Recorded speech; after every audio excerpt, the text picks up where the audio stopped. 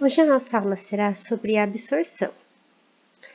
Nós já estudamos diversos tipos de processo de separação. O processo de separação, eles são o coração da engenharia química, porque é onde a gente consegue obter a maior pureza de um composto.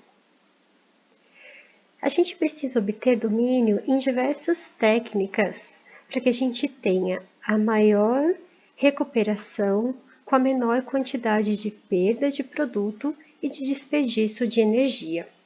Nós já vimos alguns processos de separação, como centrífuga, sedimentação, destilação, filtração. Todos eles são processos de separação. Hoje nós vamos estudar mais um desses processos, que é a absorção. A absorção ela é o inverso da destilação.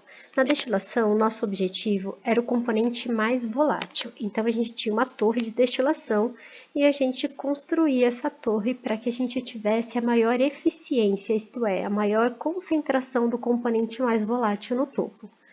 Agora, o nosso objetivo é o componente menos volátil. Eu preciso retirar esse componente do ar e levar ele para um líquido. Então, eu preciso ter um líquido que tenha uma alta afinidade com esse componente, que nós denominamos de soluto. Existe a absorção gasosa e a absorção líquida. Hoje nós vamos estudar sobre a absorção gasosa, que é fazer a transferência de massa de um soluto que está presente no gás para um soluto que está para um líquido, para um solvente. Esse tipo de transferência de massa ela é controlada por taxas de difusão, isto é, por diferença de concentração. Vamos supor aqui que nós temos um soluto, que seriam essas bolinhas mais escuras, difundida num gás. E o nosso objetivo é a recuperação desse soluto. Nós vamos fazer isso através de um solvente, que seria a fase líquida. Vai ocorrer a transferência de massa por diferença de concentração entre esses dois compostos. Então, nós precisamos projetar uma coluna de tal maneira que nós consigamos fazer esse processo. Existe a transferência de massa física e a transferência de massa química. A física é quando ocorre apenas a dissolução desse soluto no líquido. E a transferência química é quando a gente precisa que esse líquido reaja com o soluto para que ele fique preso nesse líquido. É mais comum a gente utilizar a absorção física, principalmente pela recuperação que a gente tem do soluto, porque, por exemplo, se a gente tem uma reação química, é mais difícil da gente retirar esse soluto do líquido, uma vez que o nosso objetivo é a recuperação desse soluto. Um exemplo de recuperação física é a acetona do ar. Então, ele é diluído no líquido, normalmente a água, e depois é fácil de removê-la. E uma reação, uma transferência química seria, por exemplo, na fabricação de ácido nítrico pela absorção do óxido de nitrogênio. Então, quando a gente utiliza a transferência de massa química, a absorção química, a gente precisa ter um objetivo além dele do que apenas a recuperação do soluto. Vamos ver como é que funciona o processo de absorção. Ele é feito numa torre, assim como a destilação, que pode ser chamada de torre de absorção, coluna ou torre de recheio. Ela é uma coluna cilíndrica e vertical. Por que ela precisa ser vertical? Porque a gente vai trabalhar com um sistema líquido-gás. O gás ele sempre tende a subir, então a gente vai inseri-lo pela parte de baixo e o líquido, como sempre tende a descer, vai ser inserido pela parte de cima. Existe nessa coluna recheios ou pratos que têm a função de aumentar a transferência de massa entre eles, porque promove maior contato. Esses recheios eles têm um limite de tamanho que eles podem ocupar ali, de área, de volume que eles podem ocupar dentro de cada andar, que seria em torno de 25%. Ele precisa ter 75% de área livre, senão ele tem uma resistência muito grande e aí a gente tem uma perda de carga muito grande nessa coluna. Então, o objetivo ali é que a gente tenha uma eficiência de troca de massa e não um aumento de perda de carga. Essa estrutura também, ela precisa ser totalmente revestida de modo a que não haja corrosão, uma vez que a gente vai utilizar, na maioria das vezes, a água como solvente. Então, precisa ser um material que não reaja com a água. Além disso, esse material não pode ter troca com o meio, para que a gente não perca o soluto ou o gás que vai passar por ali para o meio externo. Então, precisa ser estudado todos os reagentes que vão estar dentro da coluna, o gás, o soluto e o líquido, para que se possa escolher o melhor material a ser construída essa coluna. Pode ter ali apenas recheio, um prato ou vários pratos. Quando a gente faz a inserção do líquido, a gente precisa que ele tenha uma grande área de contato com uma menor resistência possível. Então, ele é colocado de maneira que ele é irrigado lá dentro, como gotículas, para que tenha uma maior área de contato.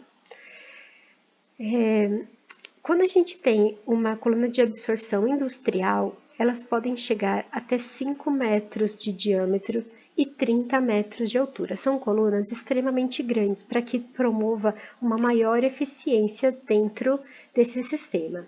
Além disso, a gente pode operá-la a vácuo ou a altas pressões, dependendo do tipo de gás e da interação que a gente tem gás, soluto, líquido. Para que a gente tenha uma melhor eficiência desse processo, a gente tem grandes custos de operação, que seria em torno de perda de carga e de construção. Então, o nosso objetivo sempre vai ser escolher o recheio mais eficiente para o sistema que a gente está trabalhando. Mesmo que a gente já tenha uma torre projetada, a gente pode fazer a modificação desse recheio e torná-lo mais eficiente. Como é que funciona essa coluna? Como eu falei para vocês, a entrada do gás ela é por baixo e a do líquido é por cima. E por que isso?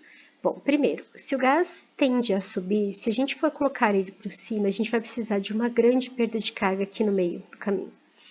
Então, não é interessante. Então, ele entra por baixo para que ele faça o seu caminho natural. E o líquido, por que o líquido não entra por baixo? Por dois motivos. Se ele fosse entrar por baixo, a gente teria que fazer também uma grande força, uma grande perda de carga para que ele saísse em cima. Além disso, a gente teria uma diminuição da força motriz de separação, né? Eu vou explicar para vocês um pouquinho mais para frente. Esse processo é um processo contínuo, então continuamente a gente tem entrada e saída de ar e continuamente a gente tem entrada e saída de líquido, e ele funciona num regime permanente, isto é, ele começa a ligar depois que ele atinge aquele equilíbrio, não muda mais nada. Os fluxos são em contracorrente, eu já vou explicar o motivo, e a alimentação, que é o gás, entra no fundo da coluna e sai no topo, e o solvente é alimentado no topo e sai no fundo. Como eu falei para vocês, a gente pode ter pratos, né, andares ou recheio nessa coluna, de tal maneira que nós temos ocupação de volume de 25% e 75% de vazios. E a gente pode utilizar esse líquido que entra aqui puro ou recuperado. O gás que sai aqui em cima é um gás mais limpo, é o gás que a gente chama de gás purificado, com menor concentração de soluto. Bom, e por que ocorre essa transferência, né? Como eu falei para vocês, a gente vai ter aqui, eu vou fazer um desenho só para ficar mais fácil da gente entender. Duas partes. Eu vou chamar isso aqui da parte gasosa e essa daqui da parte líquida. Vamos supor que isso aqui seria dentro de uma gotícula, tá? E a gente precisa passar o soluto que está aqui para esse lado. Essa transferência de massa só ocorre porque a gente tem diferença de concentração, que é uma força motriz. Assim como no trocador de calor, ele faz a transferência de calor, enquanto ele tem diferença de temperatura, a transferência de massa ela vai ocorrer enquanto a gente tem diferença de concentração. Por que então que o nosso sistema ele funciona de maneira de contracorrente? Então vamos supor aqui, eu tenho grande entrada de soluto aqui embaixo. Tem uma alta concentração. Aqui o gás. Vamos supor o líquido. O líquido aqui ele está entrando puro. Conforme ele vai subindo, ele vai transferindo esse soluto para cá. Então, eles vão tendo cada vez a concentração mais próxima. Quanto mais próxima a gente tem essa concentração, menor é a transferência de massa, porque ela funciona com essa diferença. Então, se a gente faz a entrada do gás por baixo, onde a gente tem uma grande concentração de partículas, e a entrada do líquido por cima, aqui esse líquido puro, ele vai retirar desse pedacinho aqui uma menor concentração de soluto. Então, a hora que ele chega aqui embaixo, ele tem uma grande diferença motriz, uma grande diferença de concentração. Então, ele tem eficiência durante todo o percurso. É o mesmo pensamento do trocador de calor, por isso que ele é mais eficiente em contracorrente. O solvente, como eu disse para vocês, ele pode ser puro, como ele pode ser reutilizado. E quando ele é reutilizado, a recuperação nunca é perfeita, então a gente sempre tem um pouquinho de soluto na corrente que a gente precisa considerar nos nossos cálculos. Falando em cálculo, vamos falar um pouquinho sobre o balanço de massa. Aqui tem uma coluna que eu coloquei para vocês, onde a gente tem algumas nomenclaturas para considerar. Nós vamos chamar de G a parte gasosa e de L a parte líquida. Todo o soluto que está dissolvido na parte gasosa, ele vai ter o nomezinho, né, a fração Y, e quando ele está dissolvido na parte líquida, a fração dele vai ser o X. Vamos agora colocar os índices que a gente precisa. Os índices, que são esses numerozinhos aqui embaixo, eles são por andar e não por função. Então, a gente tem o gás aqui entrando pela parte de baixo e o líquido entrando pela parte de cima. Repare que o índice da entrada do líquido é 1, não é 0, não é a primeira função que ele tem ali dentro, é em questão de andar que ele está. Então, a gente tem aqui o líquido entrando na parte de cima, mas com o índice 1, porque ele está na parte superior da coluna, e o gás que entra embaixo com o índice 0, porque ele está na parte inferior. Assim, o líquido que sai, por também estar na parte inferior, ele recebe o índice 0. Por que é importante a gente saber isso? Porque todo o balanço de massa, todas as equações que a gente tem de equilíbrio e todas as linhas de operação foram baseadas nesse princípio. Então, eu não posso esquecer que se eu estou falando do índice 1, eu estou falando do topo, e se eu estou falando do índice 0, estou falando do fundo. Não tem nada a ver com entrada e saída.